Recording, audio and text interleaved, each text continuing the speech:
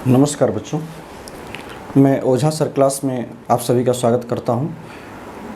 आज आपके सामने JCERT के द्वारा जारी किया गया जो मॉडल सेट है क्लास 12 के लिए, जो बच्चे जैक बोर्ड में 12वीं कक्षा में पढ़ रहे हैं और जो संस्कृत विषय रखे हुए हैं, तो संस्कृत का जो मॉडल सेट है क्लास 12 के लिए, उससे मैं आपके सामने लेकर उपस्थित हूँ।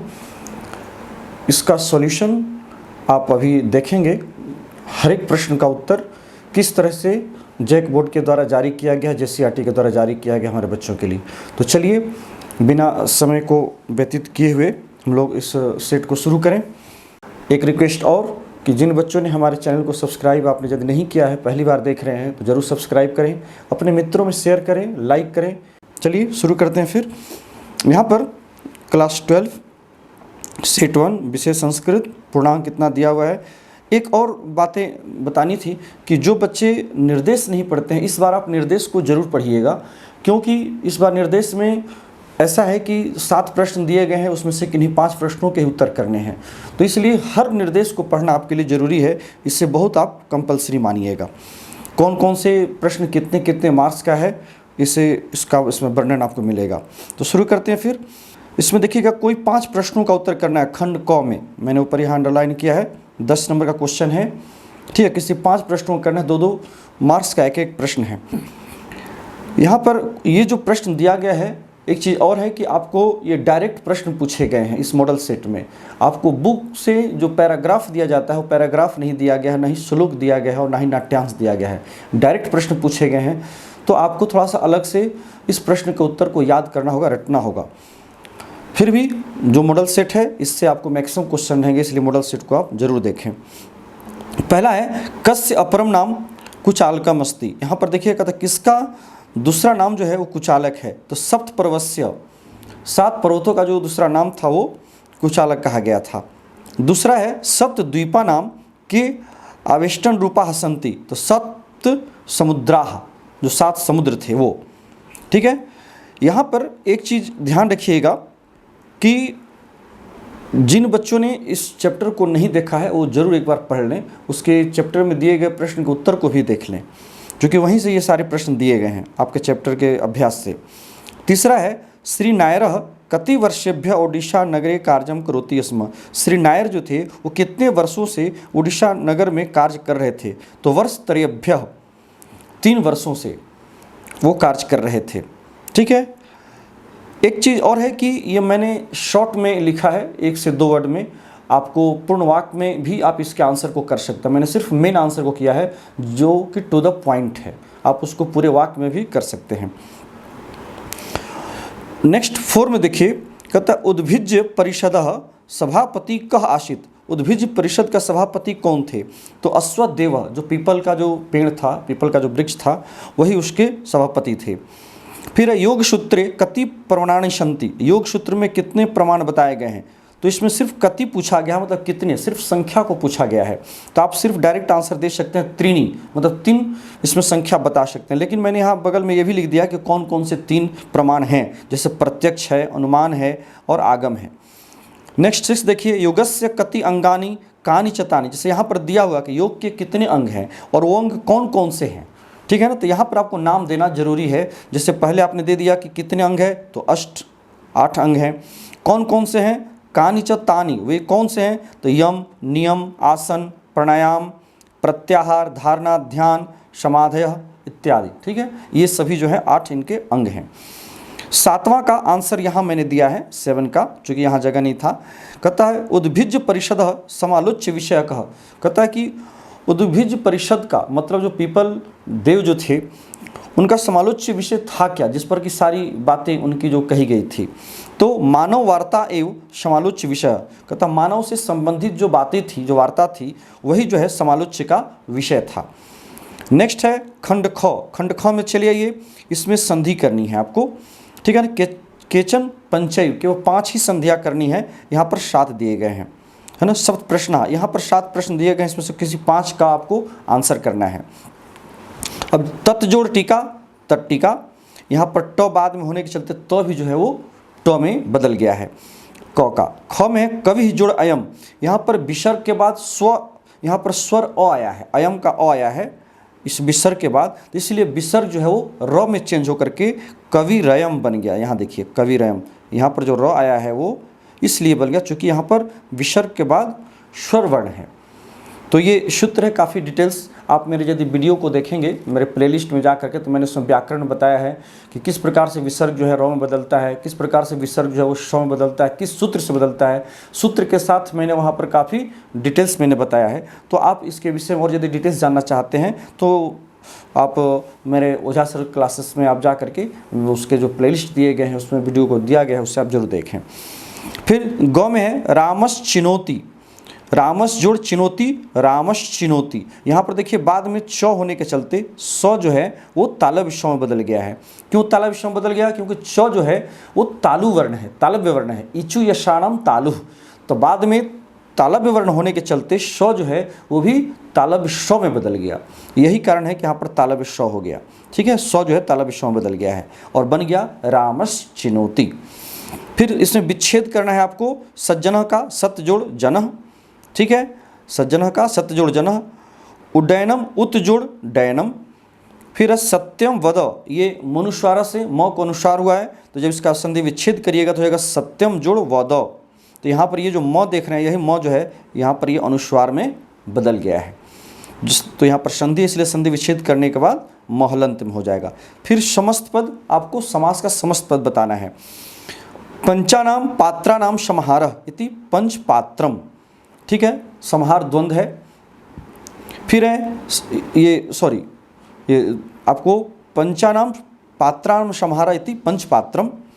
ख में है त्रयाणाम भुवनानाम समाहारः इति त्रिभुवनम, तीन भुवनों का जहाँ पर समाहार है वो त्रिभुवन कहलाया।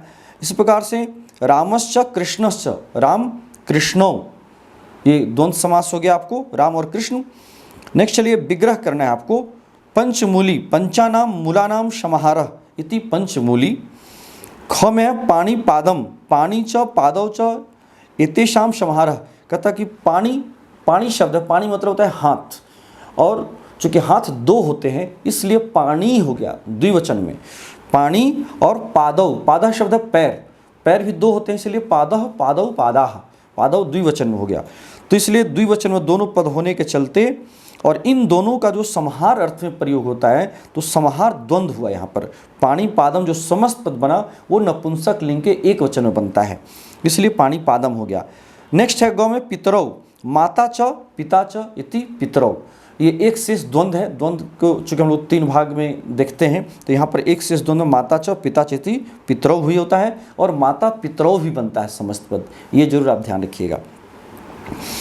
12 में यहाँ पर क्या करता है, उचित विभक्ति को लगा करके आपको यहाँ पर शब्द का निर्माण करना है। अब देखिए यहाँ पर जैसे यहाँ पर खाली स्थान दिया गया है, बगल में ब्रैकेट में शब्द दिए गए हैं, उसमें आपको विभक्ति लगानी है उचित विभक्ति को प्रयोग करते हुए। तो यहाँ पर ये वास्तव में आपको कारक के नियम के अनुसार यहाँ दिया गया है, तो कारक के नियम को आपको जानना जरूरी है, इसलिए आप उसे जरूर देखें। यहाँ पर देखिए रामः डैश बिभेति, राम डरता है किससे? व्याघ्रात, बाघ से। व्याघ्र में पंचमी लगाइएगा, जिससे डरा जाए उसमें पंचमी विभक्ति होती है। जैसे राम जो है किससे डर रहा है? व्याघ्र, बाघ से डरता है। तो भित्रार्था नाम भय हेतु, भी और त्रा, जिससे डरा जाए और जिससे रक्षा की जाए, इन दोनों के योग में जो है पंचमी विभक्ति होती है, इसलिए यहाँ पर व्याघ्रात में पंचमी विभक्ति हो गई। ठीक है। ख में है कालिदासः श्रेष्ठ यतश्च निर्धारणम, जिसका निर्धारण किया जाए। अनेक में से जब किसी एक का निर्धारण करते हैं तो उसमें षष्ठी और सप्तमी दोनों विभक्तियां होती हैं। तो यहाँ पर कालिदासः श्रेष्ठ कवि, कवियों में जो है कालिदास श्रेष्ठ हैं, तो इसलिए कविषु, कवियों में सप्तमी का बहुवचन। गौ में है सह खादती, वह खाता है। चमसा, चमसा कहते हैं चम्मच को, तो किस चीज़ के माध्यम से खाता है? चम्मच के माध्यम से खाता है। तो माध्यम का जहाँ अर्थ होता है वो करण कारक, तो यहाँ पर तृतीया लगाएंगे तो चमसेन, ठीक है ना, जैसे बालकेन वैसे चमसेन। 13 में प्रकृति प्रत्यय को आपको अलग करना है और जोड़ना है। भ्रम से तुम लगा, बन गया भ्रमितुम। विहस्ल्यप, विहस्ल्यप, विहस्य हंसकर, ल्यप प्रत्यय में य बचता है। यहाँ पर वी उपसर्ग को पहले से ही सटा दिया गया है, हालांकि इसे अलग रखना चाहिए था। वी प्लस हंस प्लस ल्यप ऐसे होता है ना, जैसे यहाँ पर वास्तव में होना चाहिए कैसे? वी प्लस हंस, है ना, प्लस ल्यप, इस तरह से रहता है, तब हम सबको जोड़ते हैं तो ब्रूप बनता है विहस्य। फिर ग में है क्री जोड़ कत्वा कृत्वा, करके, कर के अर्थ में कत्वा प्रत्यय। फिर उचित क्रियापदों से रिक्त स्थानों को भरना है। यहाँ पर क्रियापद दिया गया है, कर्ता के अनुसार आपको देखना है। बालका कर्ता बहुवचन में है तो क्रिया भी आपको धावंती बहुवचन में हो जाएगी। धातु रूप जो है धावती धावता धावंती, बालकः बालकौ बालकाः, तो बालकाः देखिए यहाँ पर बहुवचन में है, इसलिए क्रिया भी धावंती बहुवचन में हो गई। ख में है द्वे बालिके, द्वे द्विवचन का रूप हो गया, यहाँ पर कर्ता द्विवचन में है द्वे बालिके, तो क्रिया भी पठतः द्विवचन में, ठीक है ना, इसलिए पठतः हो जाएगा। इस प्रकार से कृषकः, देखिए कृषकः बालकः की तरह रूप हुआ कृषकः का, प्रथमा के एक वचन में है, प्रथमा व्यक्ति के एक वचन में कृषक है, कर्ता एक वचन में, तो क्रिया भी कर्षति, कर्षति मतलब जोतना, किसान क्षेत्र को मतलब खेत को जोतता है कर्षति, तो कर्षति क्रिया एक वचन में, जो कि कर्ता एक वचन में है। मैंने ये खंड ग में देखिएगा 5, यहाँ पर भी देखिएगा कि इस खंड में 5 प्रश्न आपको करना है, केचन तर यहाँ पर 5 दिए गए हैं और उसमें से किसी 3 को ही करना है। ध्यान रखिएगा, जो आपको कठिन लगे उसे आप छोड़ सकते हैं। 15 से लेकर 19 तक ये 5 प्रश्न दिए गए, 5 में से जो आपको इजी लगे वो 3 करना है, 2 को आप छोड़ सकते हैं। तो यहाँ पर ये क्वेश्चन देखिएगा, क्वेश्चन नंबर 15 और क्वेश्चन नंबर 16 मैंने यहाँ पर देखिए इंडिकेट कर दिया है, इससे मैंने लास्ट में लिखा है, चूँकि यहाँ जगह नहीं था इसलिए 15 और 16 क्वेश्चन नंबर 15 और 16 को मैंने लास्ट में लिखा है। उसमें आपको शुल्क क्षमापनार्थम प्रधानाध्यापकम प्रति पत्रम लिखता, ये क्वेश्चन है, और चंपू काव्य से संक्षिप्तम परिचय लिखता, और चंपू काव्य का संक्षिप्त परिचय देना है आपको। तो ये दोनों प्रश्नों का उत्तर मैंने लास्ट में लिखा है, उससे आप वहाँ पर हम लोग डिस्कशन करेंगे। अभी हम चलते हैं 17 में। यहाँ पर चित्र देख करके 5 वाक्यों का निर्माण करना है। एक चीज़ ध्यान दीजिएगा कि इस चित्र में आप जब देखेंगे तो यहाँ पर कोई विकल्प नहीं दिया गया है, कोई यहाँ मंजूषा नहीं दी गई है, जबकि हर बार क्या होता है कि मंजूषा यहाँ पर दी गई रहती है, जिससे कि बच्चे वहाँ से शब्दों को चुन चुन करके बनाते हैं और बहुत कुछ वहाँ हेल्प भी मिलता है, पता चलता है किस चीज़ का चित्र है। लेकिन यहाँ पर जो आपको लग रहा है कि किस चीज़ से संबंधित चित्र है उसी के विषय में आपको 5 वाक्य बनाने हैं। तो चलिए, मुझे लगा कि ये विद्यालय का प्रांगण है, ठीक है ना, तो जो है मैं यहाँ पर लिख दिया हूँ। यहाँ देखिएगा, चित्रम विद्यालयस्य अस्ति, यह जो चित्र है वो किसका है, विद्यालय का है ना, तो इसलिए मैंने यहाँ पर लिख दिया चित्रम विद्यालयस्य, विद्यालय में षष्ठी लग गया तो का के की का अर्थ निकला, तो विद्यालयस्य अस्ति, चित्र जो विद्यालय का है। दूसरा वाक्य है, कोई 5 ही वाक्य बनाने हैं, मैंने यहाँ 6 बना दिए हैं, कोई आप 5 बनाए, 1 छोड़ सकते हैं। विद्यालयस्य अग्रे, विद्यालय के आगे जो है घटिका अस्ति, घड़ी लगी हुई है। यहाँ देखिए आप, यहाँ पर विद्यालय के पास यहाँ पर देखिए यहाँ घड़ी लगी हुई है, ये जो चित्र है ये विद्यालय है, आप देख रहे हैं। फिर है तीसरा, विद्यालय से समीपे वृक्षाः सन्ति, विद्यालय के समीप क्या है, वृक्ष है, ये सब देख रहे हैं ना, ये सब वृक्ष है, यहाँ वृक्ष लगा हुआ वृक्ष दिखाई दे रहा है, तो वृक्षाः सन्ति, तो बहुत सारे वृक्ष हैं, इसलिए वृक्षाः सन्ति बहुवचन में करिएगा। ध्यान ये रखना है कि कर्ता के अनुसार क्रिया को जरूर आप बैठाइएगा, इसी पर आपका मार्क्स मिलता है, नहीं तो फिर आपके मार्क्स कट जाते हैं। तो जब भी आप क्रिया को लिखने के लिए चलिए, अस्ति अस्तः सन्ति, अस धातु के रूप का प्रयोग ही यहाँ ज़्यादा होता है। तो जब भी आप क्रिया को अस्ति लिख रहे हैं कि अस्तः लिख रहे हैं कि संति लिख रहे हैं, तो उससे पहले देख लीजिए कि कर्ता एक वचन में है कि बहुवचन में। यहाँ देखिए वृक्षा कर्ता है बहुवचन में, तो इसलिए संति हुआ। नेक्स्ट चौथा है चित्रे, चित्र में 4 बालकाः सन्ति, 4 बालक भी हैं। यहाँ देखिएगा, इसमें आप काउंट करिएगा तो 4 बालक आपको नजर आएंगे, ठीक है ना, 4 बालक है और 4 बालिकाएं हैं। तो अत्र 4 बालकाः सन्ति, अत्र 4 बालिकाः सन्ति, यहाँ पर 4 बालिकाएं हैं, तो 4 हो गया, बालकाः के चलते पुल्लिंग, 4 बालकाः, 4 बालक, पुल्लिंग के लिए 4 और स्त्रीलिंग के लिए 4, 4 बालिकाएं हैं तो 4 बालिकाः सन्ति, 4 बालिकाएं हैं। चित्रम सुंदरम अस्ति, चित्र सुंदर है, ये बड़ा ही कॉमन सेंटेंस है, वाक्य है, इससे आप हर जगह लिख सकते हैं, मोटा मोटी हर जगह जितना आप देखते हैं वाक्य में, इसको आप आसानी से दे सकते हैं, क्योंकि चित्र जो होता है वो तो सुंदर ही होता है। तो चित्रम सुंदरम अस्ति, इदम चित्रम सुंदरम अस्ति, यह चित्र सुंदर है, इस तरह से आप कह सकते हैं। अब चलिए क्वेश्चन नंबर 18, इसमें प्रदत्त वाक्य से उचित वाक्यम चित्वा रिक्त स्थानानि पूरयत, यहाँ पर आपको संवाद के माध्यम से 3 ब्लैंक्स दिए गए हैं और 3 यहाँ पर आपको मंजूषा भी नीचे देखिए, यहाँ पर मंजूषा दिया गया है, तो इस मंजूषा के द्वारा आपको चुन करके यहाँ भरना है। कमला पूछती है त्वम कुत्र गच्छसि, तुम कहाँ जा रहे हो। मोहन कहता है अहम विद्यालयम गच्छामि, यहाँ खाली स्थान है, देखिएगा पहला में यहाँ है ये अहम विद्यालयम गच्छामि। फिर कमला पूछती है विद्यालय प्रथमे कालांशे त्वम किम पठसि, विद्यालय में जो फर्स्ट पीरियड होता है, कालांश कहते हैं पीरियड को, फर्स्ट पीरियड को, तुम किम पठसि, तुम क्या पढ़ते हो। तो फिर मोहन फिर जवाब दे रहा है प्रथमे कालांशे अहम संस्कृतम पठामि, फर्स्ट पीरियड में प्रथम कालांश में मैं संस्कृत पढ़ता हूँ। कमला कह विषय तुभ्यम रोचते, तुम्हें कौन सा विषय ज़्यादा अच्छा लगता है, रोचते अच्छा लगता है। तो मोहन जवाब दे रहा मह्यम संस्कृतम रोचते, मुझे संस्कृत विषय अच्छा लगता है। ठीक है, तो ये जो है आपका 3 ही भरना है, 3 ब्लैंक्स, 3 आपको यहाँ विकल्प में मंजूषा में दिया गया है, इससे चुन करके आपको भरना है।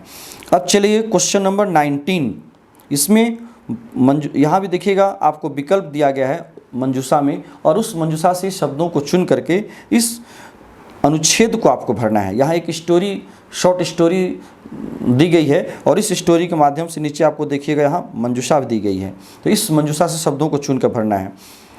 इसको आप यदि आप ध्यान से पढ़ेंगे, जिन जिन शब्दों को आप आसानी से भर सकते हैं उसे पहले भर लेना चाहिए, और यहाँ आप इंडिकेट भी करते चलिए उस शब्दों को आपने भर लिया है। जो शब्द बचते हैं शेष, तो उसे जिस जगह पर बैठने लायक है वो खुद ब खुद आपको पता चलने लगता है कि कौन कौन सा शब्द कहाँ भरा जाएगा। इसलिए इसमें ज़्यादा आपको 1 से 2 बार जरूर पैराग्राफ को पूरा पढ़िए और फिर उसके बाद उसको आप भरने का प्रयास करिए। चलिए देखते हैं इसमें, एकस्मिन आश्रमे, पहला में हो जाएगा डैश है तो आश्रमे हो जाएगा। एक आश्रम में एक मुनि वसति स्म, एक मुनि रहता था। स नित्यम प्रातः काले, वह नित्य जो है प्रातः काल में स्नानाय, स्नान के लिए नदीम गच्छति स्म, नदी जाता था। एकदा, एक बार मार्गे 2 शुकौ अपश्यत, एक बार मार्ग में उसने 2 शुगे को देखा, 2 तोते को देखा। तयो, उनमें से एक शुकः, एक जो तोता है, ईश्वरस्य नाम स्वीकरोति स्म, ईश्वर के नाम को स्वीकार करा था, भज रहा था। द्वितीय, इसमें भरा जाएगा द्वितीय नेक्स्ट में, द्वितीय च, और दूसरा जो है अपशब्दम वदति स्म, केवल गाली गलौज कर रहा था, अपशब्द बोल रहा था। मुनि प्रथमात् सुकात अस्य कारणम, कारणम भरा जाएगा यहाँ पर। मुनि जो है पहले तोते से, सुगे से उसने क्या किया, इसके कारण को पूछा, कारणम पृष्ठवान, यहाँ पर कारणम भरा जाएगा, पृष्ठवान पूछा। सुकहोदत, पहले तोते ने बताया, क्या बताया, अहम मुनिना सह निवसामि, मैं मुनि के साथ रहता था। सह च यौनेन सह तिष्ठति, यहाँ पर तिष्ठति भरा जाएगा, वह यौवन के साथ रहता था, दूसरा तोता जो था। अतः अहम सुवचनम वदामि, इसलिए चूंकि मैं मुनि के साथ रहता था इसलिए मैं सुंदर वचनों को मैंने सुना, इसलिए मैं सुंदर वचनों को बोलता हूँ। और वह चूंकि यौनों के साथ रहा, दुराचारियों के साथ रहा, तो वो केवल दुर्वचन का ही प्रयोग करता है। तो यहाँ पर हो जाएगा नेक्स्ट में दुर्वचनम वदति, दुर्वचन बोलता है। यतो ही, क्योंकि संसर्गजा दोष गुनाह भवन्ति, संसर्ग से ही दोष और गुण उत्पन्न होते हैं। आपकी संगति जैसे लोगों के साथ होती है उसी प्रकार का आपके अंदर गुण भी विद्यमान होता है। ठीक है ना, इस पैराग्राफ से यही हमें शिक्षा प्राप्त होती है। तो दोष गुनाह यहाँ पर लास्ट में आपका भरा जाएगा। मैंने यहाँ सबके सामने, सभी शब्दों के सामने ऊपर मैंने ये जो आपका क्रमशः जो शब्द भरा जाएगा उसका मैंने नंबर ऊपर बैठा दिया है, ऊपर हाँ देख सकते हैं। अब चलिए, ये हमने जो कहा था आपका जो शुल्क क्षमा के लिए जो क्वेश्चन नंबर 15 का जो आंसर है, शुल्क क्षमापनार्थम प्रधानाध्यापकम प्रति पत्रम लिखता, इस पत्र को मैंने अपने हैंड से लिखा है, अपने हाथ से मैंने लिखा है, इसलिए थोड़ी सी आपको लग रहा होगा कि परेशानी हो रही होगी, लेकिन हमें लगता है परेशानी नहीं होनी चाहिए, क्योंकि मैंने प्रयास किया कि साफ साफ मैं लिख दूं। तो ये पत्र का पैटर्न है, आपको इसी तरह से पत्र आपको वहाँ लिखना होगा। आपको प्रधानाध्यापक के पास क्यों पत्र लिखना है, शुल्क क्षमा के लिए, जो फ़ी है वो फ़ी को माफ़ कराना है स्कूल से, क्योंकि आप फ़ी को देने में सक्षम नहीं हैं। तो फ़ी को देने में, शुल्क को देने में आप सक्षम नहीं हैं, तो उसे माफ़ कराने के लिए प्रिंसिपल को आपको पत्र लिखना है। चलिए देखते हैं क्या इसका पैटर्न है लिखने का। सेवायाम, सेवा में श्रीमंतः प्रधानाचार्य महोदया, श्रीमंतः प्रधानाचार्य महोदया, हम बहुवचनांत यहाँ देखिएगा प्रयोग हम लोग करते हैं ना, श्रीमंतः प्रधानाचार्य महोदया, बहुवचनांत हमने प्रयोग किया। जब हम किसी को रिस्पेक्ट देते हैं तो उसके लिए संस्कृत में हम लोग किसी भी नाम के साथ या पद के साथ उसका हम लोग बहुवचनांत प्रयोग करते हैं। इसीलिए चूंकि प्रिंसिपल एक बड़ा ही रिस्पेक्टेड पोस्ट है, तो उसके लिए हम लोग महोदया, महोदय एक ही हैं लेकिन वो रिस्पेक्ट के लिए हम लोग बहुवचन में ले जाते हैं। मैंने यहाँ किसी विद्यालय का नाम मेंशन नहीं किया है, देना भी नहीं चाहिए, क्योंकि परीक्षा में ये नियम है कि आप जो कॉपी में जो आंसर करते हैं उस कॉपी को देखने से जो भी कॉपी को चेक करने वाले शिक्षक हैं उनको ये पता नहीं चलना चाहिए कि ये जो कॉपी है वो किस विद्यालय का है या किस स्टूडेंट का है। तो इस बात को छिपा करके रखना चाहिए। बच्चों को भी प्रयास करना चाहिए कभी भी वहाँ कोई भी ऐसा शब्द न लिखें, कोई भी ऐसा इंडिकेशन अपना मार्क न दें जिससे कि उस कॉपी का पता चले कि कॉपी किसकी है या किस स्कूल की है। ठीक है, तो क ख ग विद्यालय रांची नगरम और क ख ग विद्यालय का नाम है। XYZ कुछ भी आप दे सकते हैं, जो भी है। विषय शुल्क क्षमापनार्थम निवेदन पत्रम महाशयाः, यहाँ भी आप महाशयाः दे दीजिएगा, आकार यहाँ छूट गया है। महाशयाः रेस्पेक्ट करते हैं बहुवचन में। महाशयाः निवेदनम इदम वर्तते, निवेदन यह है कि अहम भवताम विद्यालयस्य, अहम मतलब मैं, भवताम आपके विद्यालय का द्वादश कक्षायाः छात्रः अस्मि, द्वादश कक्षा का मैं छात्र हूँ। द्वादश मतलब 12वीं के कक्षा का छात्र हूँ। अहम एकः निर्धनः छात्रः अस्मि, मैं एक निर्धन छात्र हूँ। ठीक है। मम जनकः कृषकः अस्ति, मेरे पिता, जनकः पिता, क्या है, किसान हैं। कृषकः अस्ति, गृहे आय स्रोतस्य अभावः अस्ति, घर में जो है आय का स्रोत का अभाव है, इनकम का जो क्या स्रोत है, जो सोर्सेस है उसका अभाव है, कमी है। अतः विद्यालयस्य शुल्कम दातुम असमर्थ अस्मि, इसलिए विद्यालय के शुल्क को देने में मैं क्या हूँ, असमर्थ हूँ। अतएव श्रीमंतम निवेदयामि, इसलिए मैं श्रीमान से निवेदन करता हूँ, यत् कि मम शुल्कम क्षमाम कृत्वा, मेरे शुल्क को क्षमा करके, उपकुर्वन्तु, आप हम पर उपकार करें। एतदर्थम अहम भवताम, इसके लिए मैं आपका सदा आभारी होऊंगा, भविष्यामि, सर्वदा आभारी भविष्यामि, सदा आभारी रहूँगा। सब धन्यवाद। यहाँ भवताम आज्ञाकारी छात्र, आपका आज्ञाकारी छात्र योगेश कुमार, यहाँ मैंने अपना नाम दिया है, आप अपना नाम वहाँ देंगे। ठीक है। वर्ग द्वादश, अनुभाग सेक्शन ए, क्रमांक आपका जो भी है 65 शब्द जो भी है वो दे दीजिए, और जो जिस डेट में आप पत्र को लिख रहे हैं, एप्लीकेशन को लिख रहे हैं, वहाँ का डेट दीजिएगा। इस प्रकार से आपका ये जो प्रिंसिपल के प्रति जो पत्र है वो आपका पूरा होता है। संस्कृत में हम इस तरह से लिख करके आप बना सकते हैं। नेक्स्ट जो इसमें क्वेश्चन नंबर 16 देखिए, यहाँ चंपू काव्य पर आपको अनुच्छेद लिखने के लिए कहा गया है कि इसका क्या विशेषता है। ठीक है।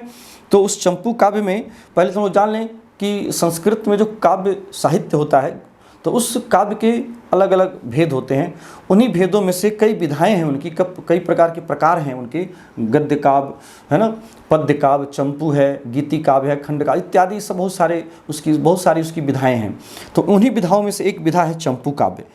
कहता संस्कृत में काव्य की अनेक विधाएं बताई गई हैं। ठीक है ना, अनेक विधाएं में अनेक प्रकार बताए गए हैं। इनमें से चंपू काव्य जो है यह एक विशेष प्रकार की विधा है। ठीक है। तीसरा में है चंपू काव्य गद्यस्य पद्यस्य च संयुक्त प्रयोग भवति। चंपू काव्य में क्या होता है, एक गद्य और पद्य की संयुक्त प्रयोग किया जाता है। ठीक है ना, चूँकि गद्य और पद्य का मिला हुआ जो रूप होता है वही चंपू काव्य कहलाता है। इसलिए इसकी परिभाषा में कहा भी गया है कि गद्य पद्यमयम काव्यम चंपू इति अभिधीयते। गद्य और पद्य से युक्त जो काव्य है उसी को चंपू के नाम से जाना जाता है। इति प्रसिद्धा, यह उक्ति प्रसिद्ध है। पांचवा है अत्र शब्द चमत्कारस्य अर्थ प्रसादस्य च विशेष महत्वम भवति। यहाँ पर मतलब इस चंपू काव्य में शब्द चमत्कार का और अर्थ के प्रसाद गुणों का यहाँ पर विशेष महत्व होता है चंपू काव्य में। छठा है चंपू काव्यस्य सर्वप्रथम प्रमाणम। चंपू काव्य का जो सबसे पहले प्रमाण अगर मिलता है तो दंडी के काव्यादर्श से मिलती। वो दंडी के द्वारा लिखी गई जो रचना है काव्यादर्श उसमें मिलता है। सेवंथ में चंपू काव्यस्य संस्कृते दीर्घ परंपरा दृश्यते। चंपू काव्य का संस्कृत में दीर्घ परंपरा देखने को मिलता है, दृश्यते। नेक्स्ट है आठवां त्रिविक्रम भट्ट विरचितम। त्रिविक्रम भट्ट कवि हुए, नल चंपू के रचनाकार। तो विरचितम नल चंपू इति प्रसिद्धम। नल चंपू जो है काफ़ी प्रसिद्ध चंपू काव्यों में से आता है। नाइन्थ में चंपू काव्यस्य प्रवर्तक। चंपू काव्य का प्रवर्तक तो नल चंपू काव्यम एवं मन्यते। नल चंपू काव्य ही माना जाता है। एवमेव, इसी प्रकार से सोमदेव कृतम, सोमदेव के द्वारा रचा गया। ठीक है ना, यशस तिलक चंपू जो है सोमदेव कवि के द्वारा ये रचा गया है, लिखा गया है। इति विख्यातम, यह भी काफ़ी विख्यात है चंपू काव्यों में। नेक्स्ट है संस्कृत साहित्य में चंपू काव्यानाम संख्या शताधिका वर्तते। चंपू काव्य की जो संख्या है वो 100 से भी अधिक हुई है और आज भी ये काम इस पर चल रहा है। ठीक है। 12 है अत्र गद्यस्य प्रयोग वर्णनात्मक अंशाय भवति। यहाँ पर गद्य का जो प्रयोग होता है वो वर्णनात्मक अंश के लिए होता है। और एवमेव इसी प्रकार से पद्यस्य प्रयोग, पद्य का जो प्रयोग होता है, जो इसमें जो श्लोक आता है उसका प्रयोग अर्थ गौरव के अंश के लिए किया जाता है, होता है। और 14 में है काव्य विधासु, काव्य की विधाओं में, काव्य के प्रकारों में चंपू काव्य विधा अतीव रस युक्ता भवति। चंपू का जो काव्य विधा है, जो चंपू काव्य है वो बहुत ही रस युक्त होता है, काफ़ी आनंद प्रदान करने वाला होता है। और 15वां है 15 नंबर में चंपू रामायण, ये जो चंपू काव्य है इसमें कहा गया है कि यथा वाद्य मिश्रितम गानम भवति। जिस प्रकार से वाद्य मतलब संगीत में प्रयोग होने वाला जो वाद्य यंत्र है, जिस प्रकार से कि वाद्य के मिश्रण से गान होता है, मतलब गान में, गीत में यदि वाद्य यंत्र न हो तो उस गीत को सुनने में मज़ा नहीं आता, आनंद की उत्पत्ति नहीं होती है। तो उस प्रकार से गान को सुनने के लिए जिस प्रकार से वाद्य आवश्यक होता है, तथैव उसी प्रकार से पद्य मिश्रितम गद्यम आनंदयति। उसी प्रकार से पद्य से युक्त, पद्य से मिश्रित जो गद्य होता है उतना ही आनंद प्रदान करने वाला होता है। यहाँ पर एक तुलना दी गई। इस प्रकार से आप देखेंगे कि ये आपका जो लेटर है और ये चंपू काव्य पर जो नोट लिखा गया, ये आपके लिए कैसा लगा ये आप भी बता सकते हैं अपने कमेंट के माध्यम से। आप इसका PDF मैं अपने डिस्क्रिप्शन बॉक्स में डाल दूंगा, आप वहां से चाहें तो डाउनलोड कर लीजिएगा और इसको आप स्टडी करिए और मुझे उम्मीद है कि इसका लाभ आप भरपूर उठा पाएंगे। चलिए इन्हीं शब्दों के साथ मैं इस क्लास को यहीं रोकता हूं, फिर नेक्स्ट क्लास में आपसे मुलाकात होगी। चलिए बहुत बहुत धन्यवाद, थैंक यू।